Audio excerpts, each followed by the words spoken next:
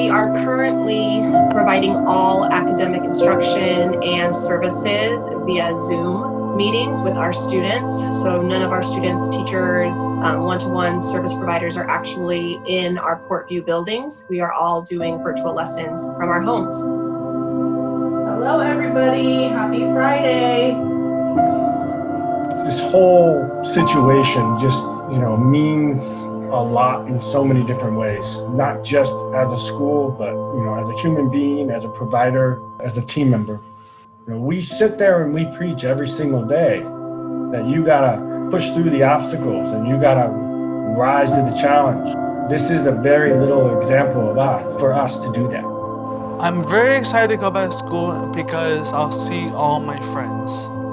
I think the fatigue is happening on both sides, like our teachers that, are parents themselves and trying to run and manage their own children's programs. And on the parents' side, I think it's hard just having their student home all the time. Our students do have so many behavioral challenges that I think it has been challenging for our parents to manage that on their own without the in-person services that we typically provide our families.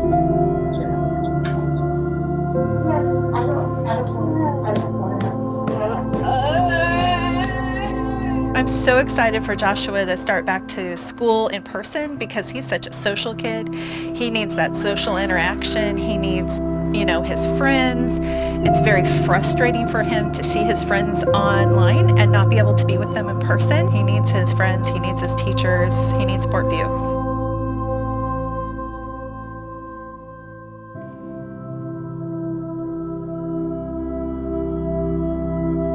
Even though our team and our parents and our students have done an incredible job with our virtual classrooms and making this work, I think everybody now is getting to the point where we know we have to get back into our school buildings just because the level of service and the level of support in person is just so much more meaningful and effective. We are considering the prospect of an even earlier school year into the fall. When the governor came out and said schools will likely be able to reopen in July, then it started to feel real. Ethically, we cannot go through an entire summer without providing in-person services. We have an obligation to put things in place and assume the necessary risks and let our students make the decision as to whether or not they want to come. But we need to be there. We didn't want to just sit and wait for permission. We want to be prepared to act, because that's the responsible thing to do when you're providing this kind of educational treatment.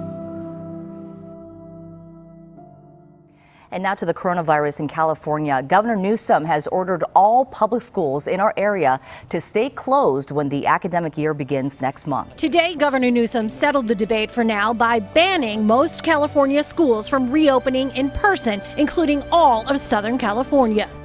It's definitely been emotionally exhausting when we follow and exceed all of the state's recommendations and guidelines, when we get approval from public health departments and the CDE to reopen, and then we find out that all of those efforts were trumped and that we can no longer reopen. I think we immediately started to brainstorm other options for our students and additional ways we could support them. We've had several emails of our classroom support providers saying, I want to come back. I was so sad to hear that we weren't coming back. Like, what can we do? How can we help?